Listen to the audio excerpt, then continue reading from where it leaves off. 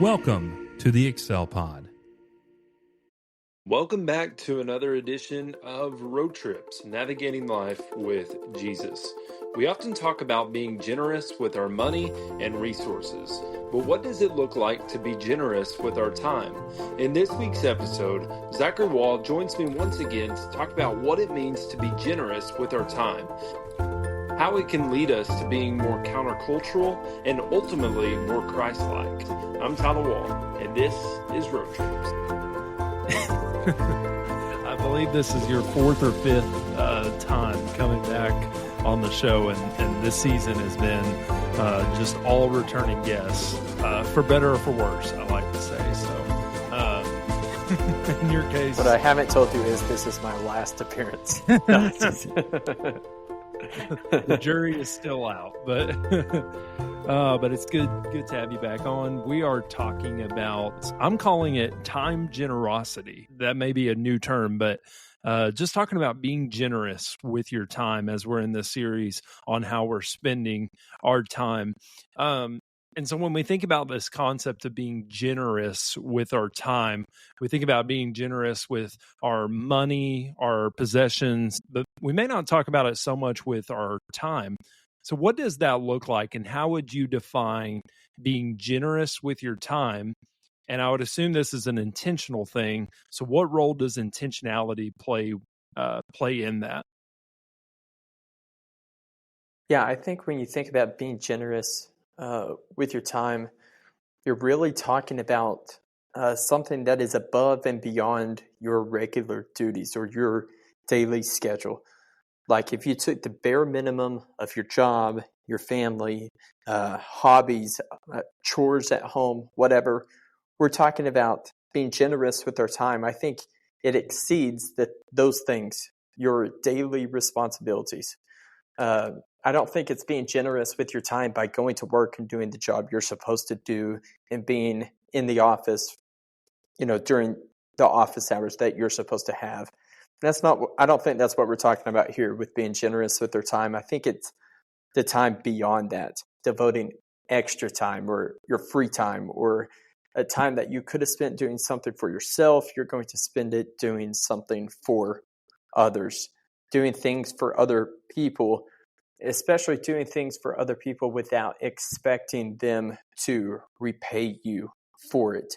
Because I think there's one side of being generous with our time where we can be generous with our time only so that others give us a gift or give us a favor later down the road.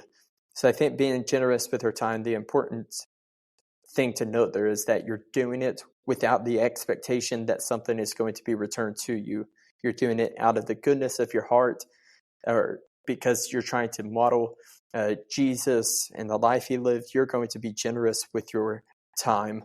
And I think being intentional is very important, because if you don't manage your own time wisely, how are you going to be generous with any time that you might have? So you have to manage your own time in an appropriate way so that you have time to then be generous with. It's like you gave the example of money.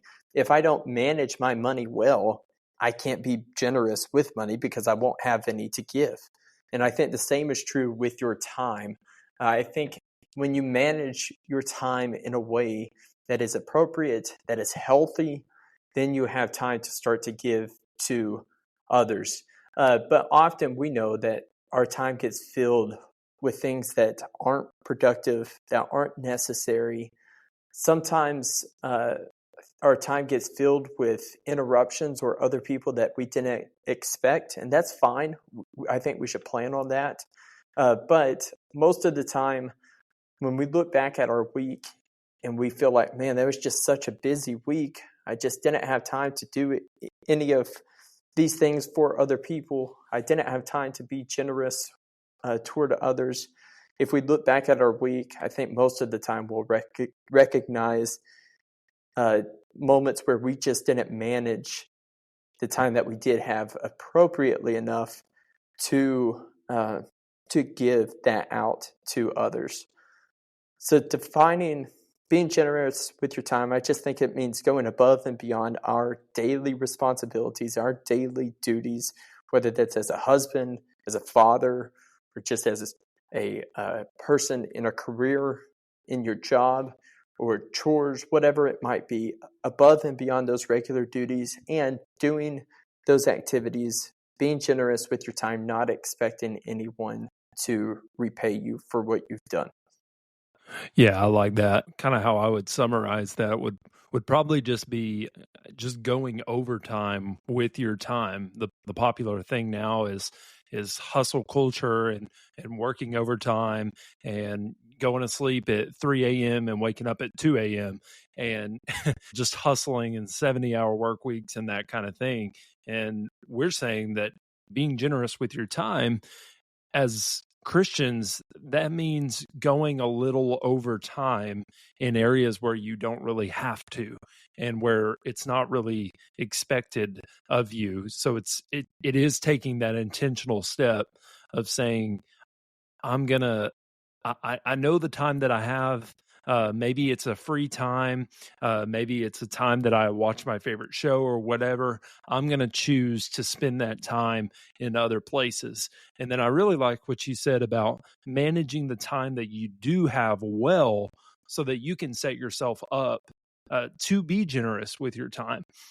Because so often I've caught myself saying, I don't have time for that. Well, the reality is, as we've said time and time on this season, we do make time for what's most important, and we make time for often what we want to make time for.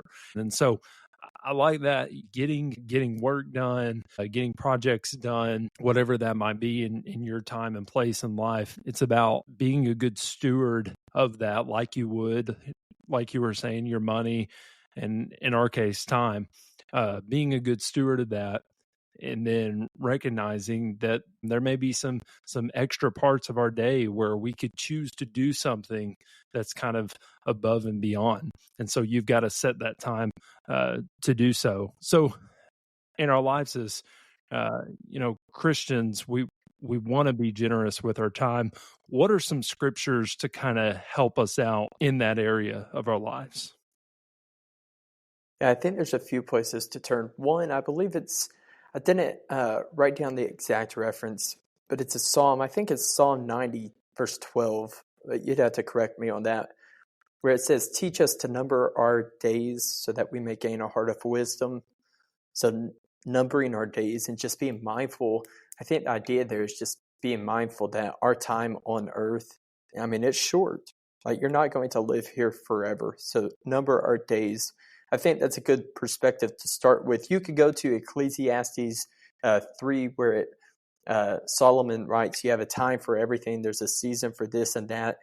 There's a time to mourn. There's a time to be happy. There's, a time for everything. But I think the most important passages and verses on time, as we talk about being generous with it, are found in Ephesians and in Colossians, both written by Paul, and they're very similar. So Ephesians 5:15 and 16, it says this, be careful then how you live, not as unwise, but as wise, making the most of every opportunity, because the days are evil.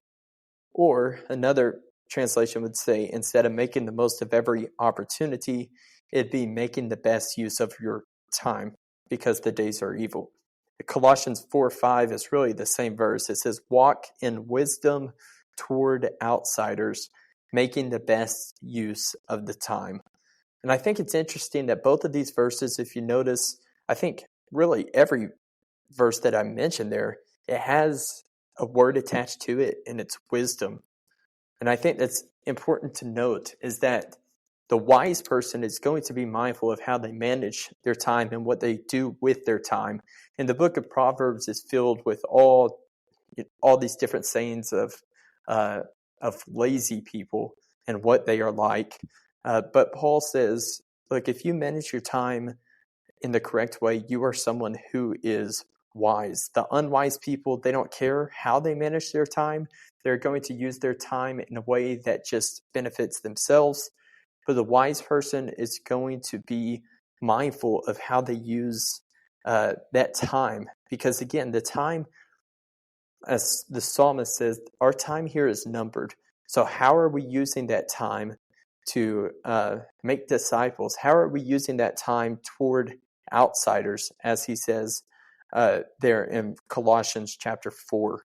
I think those are super important passages because they teach us that we need to, this is something that we should be mindful of. We should be working in our life to find ways to be generous with the time that we do have. It shouldn't be shoved aside and just an afterthought. Like, okay, I'm bored today. I have an hour of free time. Let me be generous. I think these scriptures teach us to try to schedule times to be generous into your daily schedule.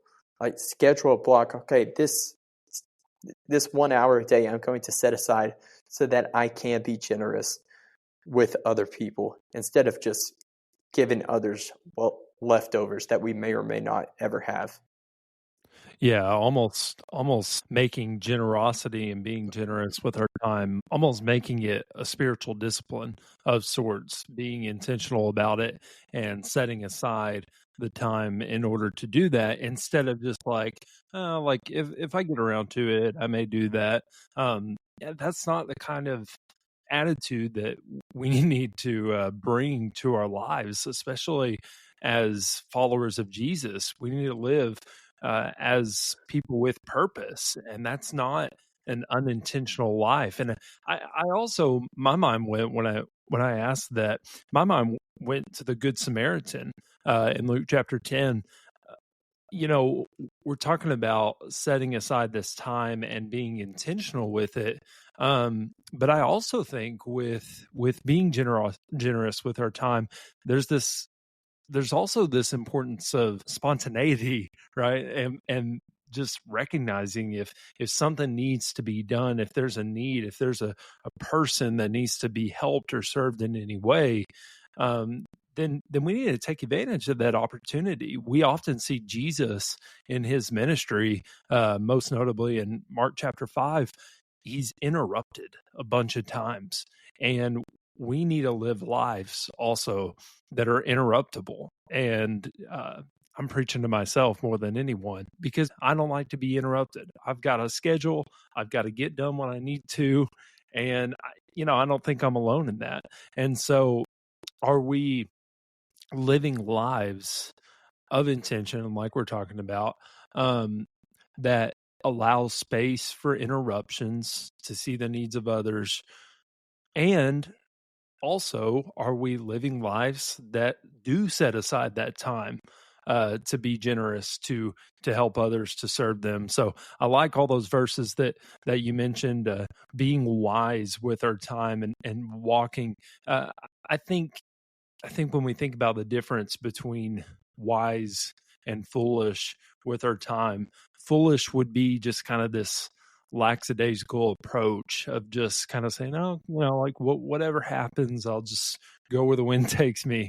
And I think wisdom says, no, I'm living with purpose, and I'm gonna walk in that purpose, and I'm gonna try to model my life after Jesus, like we're talking about.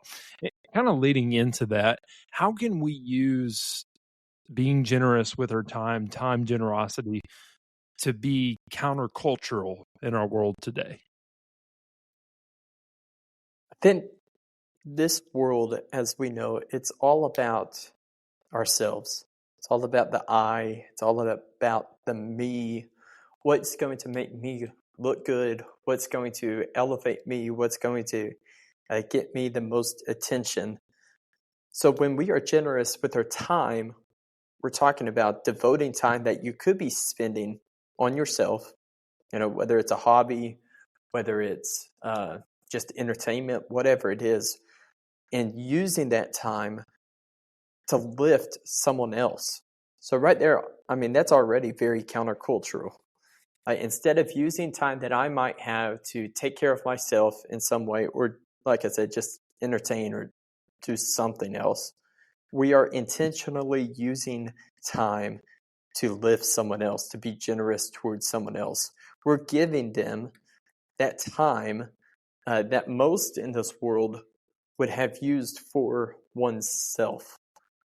So I think it's anytime we take a break from our daily routine, or we allow ourselves to be interrupted, like you said, that automatically is countercultural, because most people aren't going to ever do that, because we fill our schedules so full that we feel like if we get interrupted, if we get knocked off a track once, then our whole week is messed up.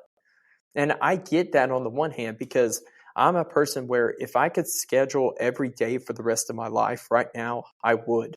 Like, I would love to know where I'm going to be, what I'm going to be doing, who I'm doing it with. That's what I like to do. Like, I want to be very, very scheduled. But that leaves no room to be generous with others. And that leaves no room to be countercultural, because I'm only focused on myself. So anytime that you can use to bless others by being generous with it, you are being countercultural. I don't think it takes a lot of thinking to understand that our world is not this way. And any time, there's so many aspects of the Christian faith where if we truly live like Jesus asked us to live, we're going to stand out. We're going to look different from the world. But there may not be much of a bigger one than this, honestly, because the world is picking up speed at a rapid pace, and it leaves very little time for the concern of others. But Christians are called to do something else. They're called to slow down, to make the best use of their time, and they'll be very countercultural and easy to notice when we truly put this into practice.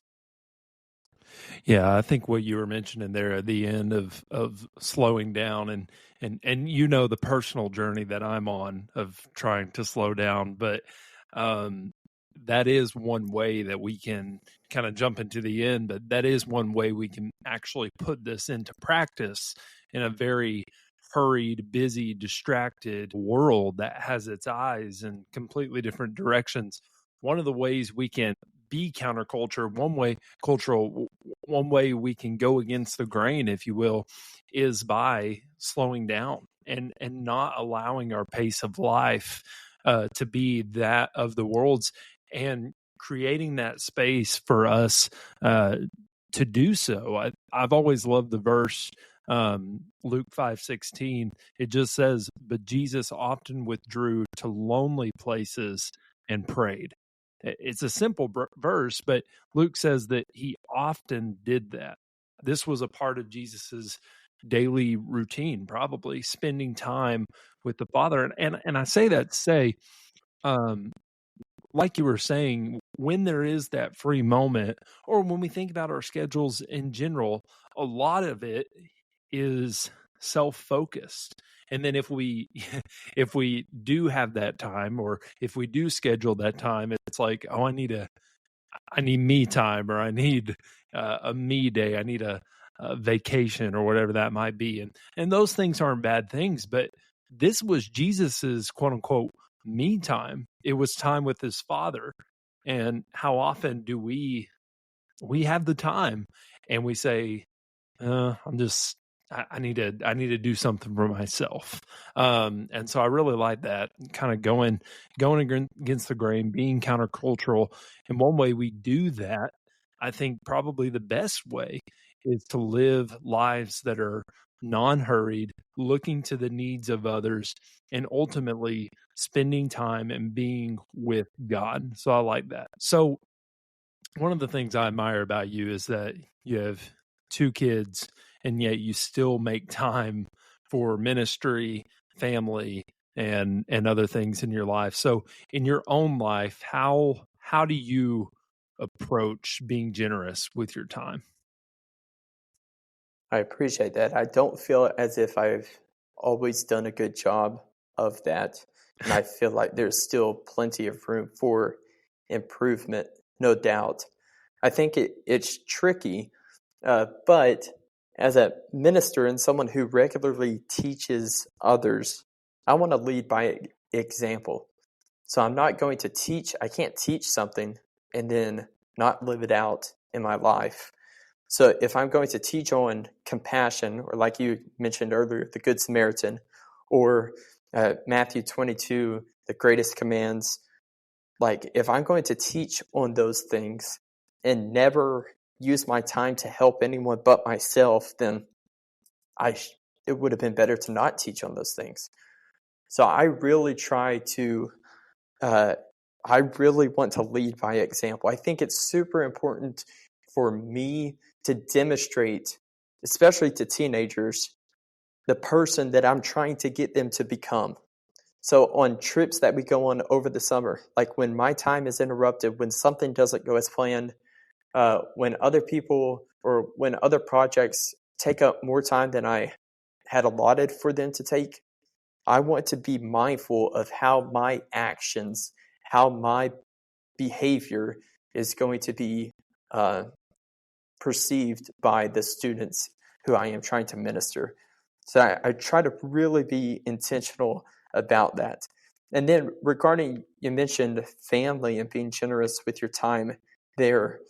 I think it's really important to just really, wherever you are, try to give 100% to that. So when I'm at work, if I don't give 100% at work, then I'm going to be wanting to do something at home at night because I didn't do a good job using my time when I was at work. And I don't have time, or I'm not being generous with others because, again, the time management wasn't there. And it's not fair to my family, and it's not fair to anyone else. But I think when I'm with my family, I really want to be 100% with them. When I'm with others, I want to be 100% with them. Like I said, it's difficult because, especially, and we'll talk about this more, I think, in the next question or two. But there's always some work I could be doing. Like there's always something. There's always some project. There's always some lesson. There's always some event I could be prepping for. But there's sometimes you just need a break, and sometimes being generous with your time is as simple as saying, just stop, give it a break, come back tomorrow, whatever it is. And that helps. The example you used of Jesus, he did that all throughout his ministry, just taking breaks, making sure he had that time just between he and God, which was so important for him in his ministry. So hopefully that answers it a little bit. Again, I don't feel as if I do a great job. I wish I was better about being generous with my time, specifically like my time for people beyond my daily circle, beyond my family, beyond my coworkers, beyond my youth group. I wish I had more time or devoted more time to, to interruptions or to physical neighbors or to random people that you meet at Walmart or something. That's where I'd love to improve on a lot, and just being able to be generous with that group of people. Yeah, that's really good. And I said that there at the beginning, and then I remembered all those VBS moments that we had, and then I felt like I needed to take that back, but I'm just kidding. But that is really good, and just kind of piece by piece what you said there. Thinking about what Paul said, imitate me as I imitate Christ. I remember first reading that and thinking, that's kind of arrogant of Paul to say that. Like, you're not Jesus. Hey, he's not saying that he's Jesus. He's saying if you do want to see just a slice of what Jesus is like, then you can look at my life and you can find Jesus living in me. And that's a really good, I think for us, that can be almost a reflective question. Can we truly say that about our lives? And I think for us as ministers, I think for anyone who's a minister, they would definitely attest to this, that is something that you have to think about when you're teaching others, when you're preaching to others. You can't really speak on compassion and not using angry words, and then you go to Chili's after Sunday morning worship and you're rude to the waitress. You just can't. Those two things shouldn't really exist. And then thinking about what we do and working hard in it and giving 100% to each area of our lives. And sometimes, like you were saying, in order to give 100% in one area, you have to dial it back in another one.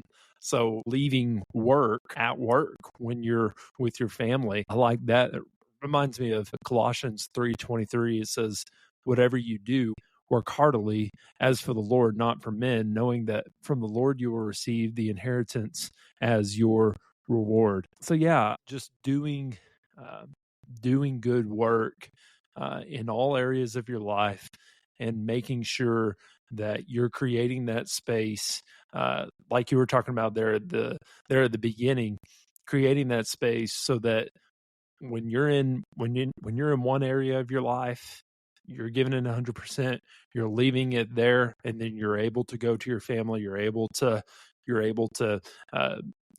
be kind or strike up a conversation with the cashier or whoever, just look them in the eye or whatever that might be. And it's all, I'm not saying this to compartmentalize your life. It's all under that umbrella of our lives as Christians and being the best follower and disciple of Jesus we can be. So I like that. And leading into that, people listening to this might think, well, I don't want to just be so generous with my time that I get burnt out.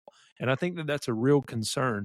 So how do we have that medium or thread that needle between, yes, being generous with our time, but also finding time to rest, not overworking, not being burnt out, and not being just so stressed all the time? Yeah, that's a good question. And I don't want to step on any toes here, but I'll say this. Ministers have a very difficult time saying no, and that many ministers are always on the job, always. No matter what, they're always on the job.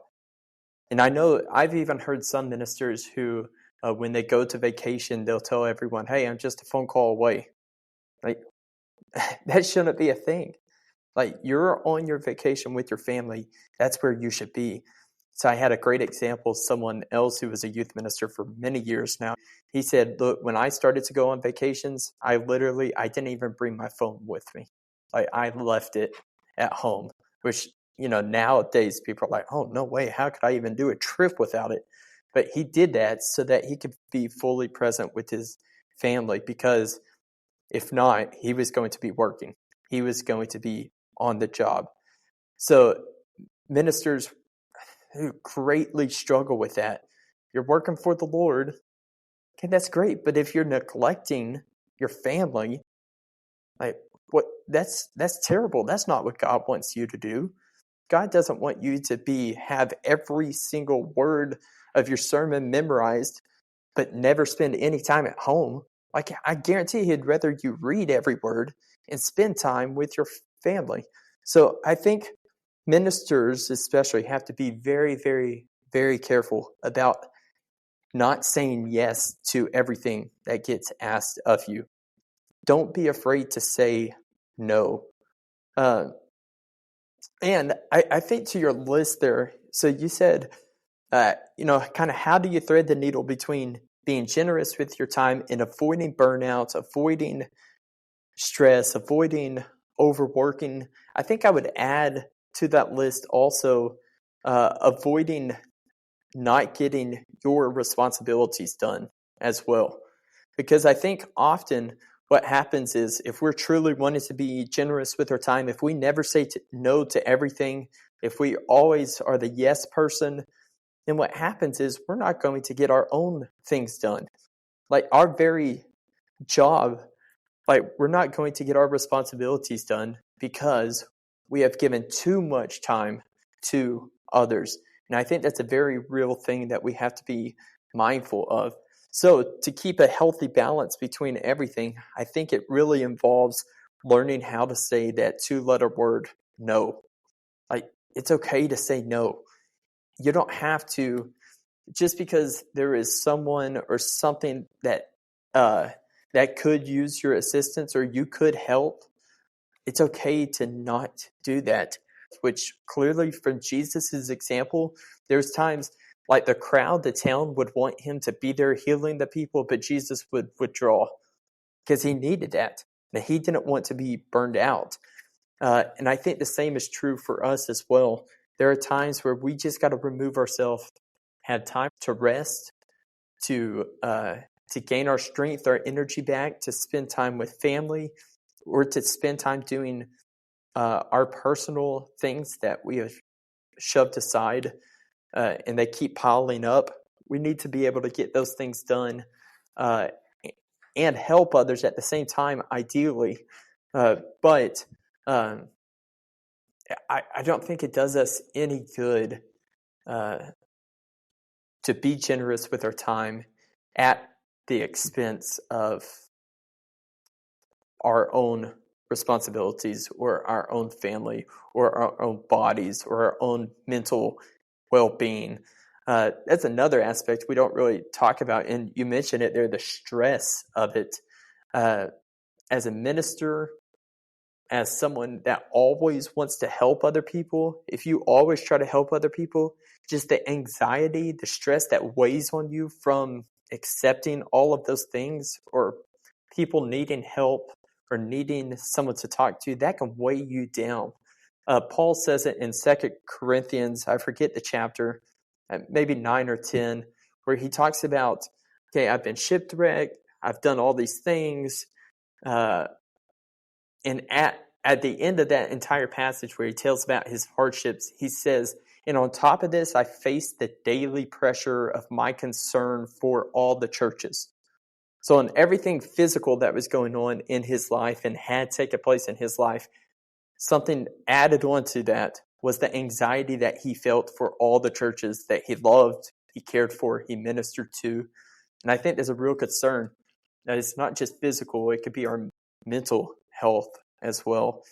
And we got to be super careful to not give too much to others, that we lose ourselves and we lose our family especially.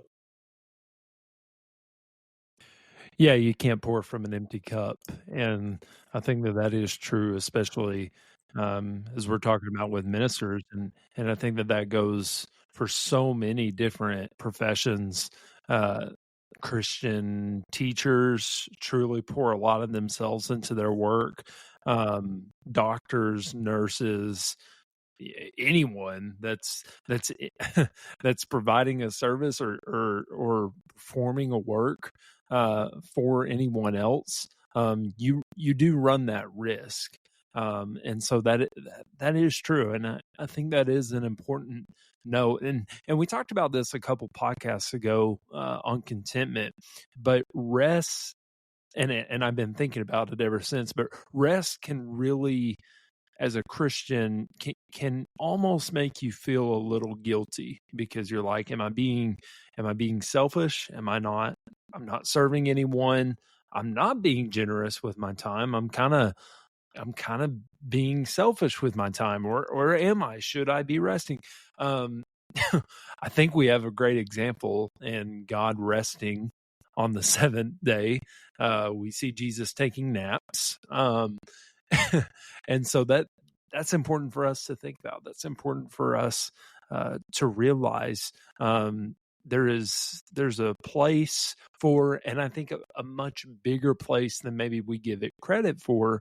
There is a place for rest and recharge and going away, not just for our own personal sakes, but as you're saying, and I haven't experienced this yet, but as you're saying, for the sake of your family.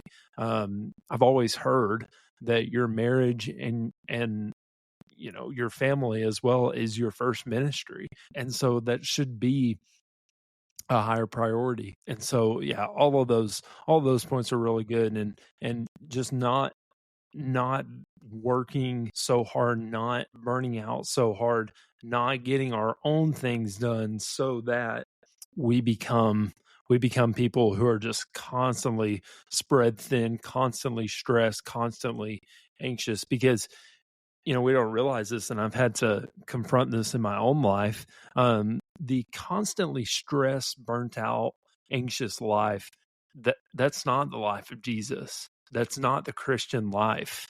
And we almost applaud that in a way.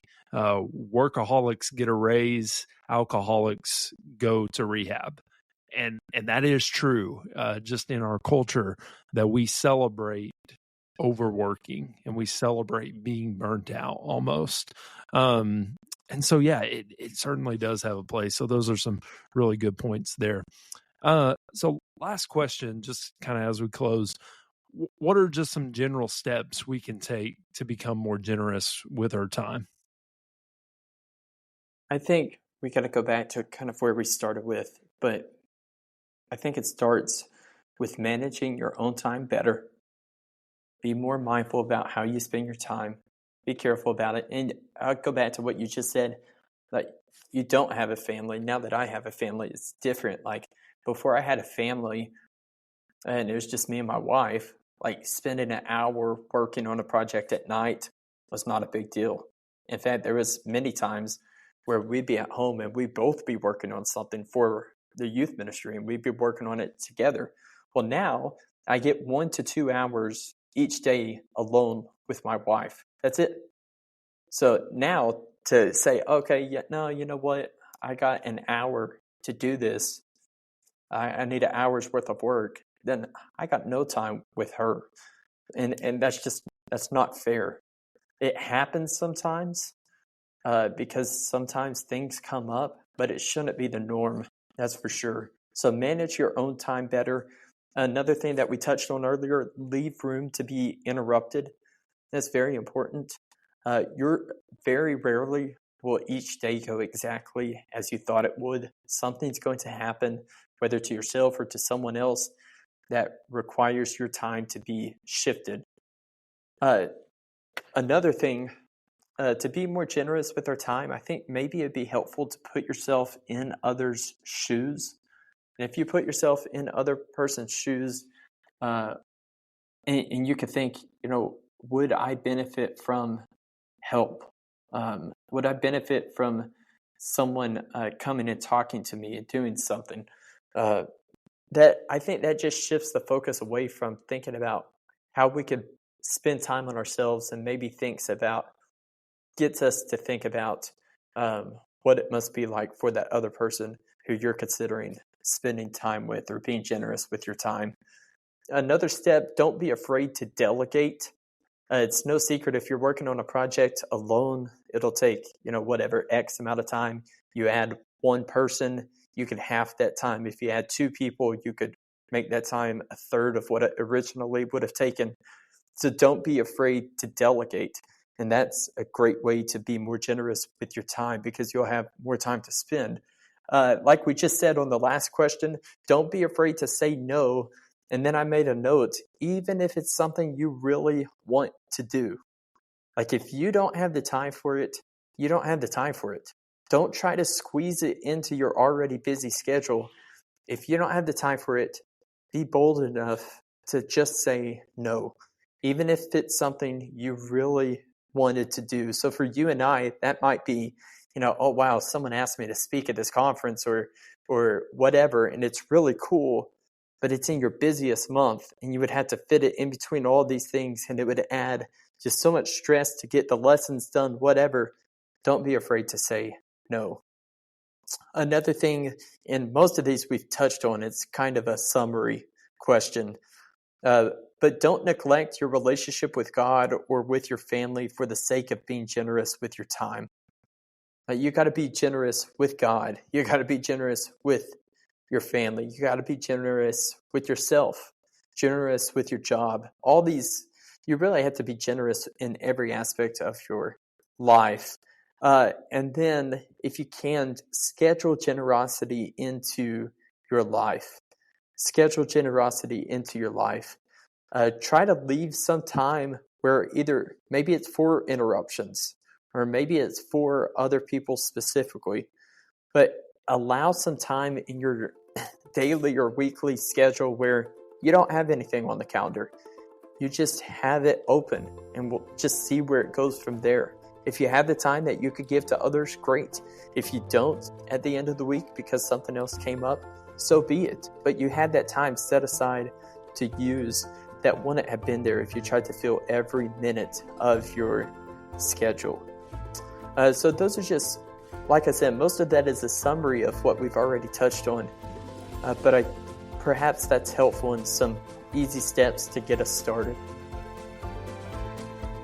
Yeah, those are all really good things. And like you said, that was pretty much a summary of just what we've talked about. So no need for me to yap and elaborate any longer because you brought up all the good points. So Zachary, thanks for coming on, and we'll see you soon. Sounds good. Thank you for having me.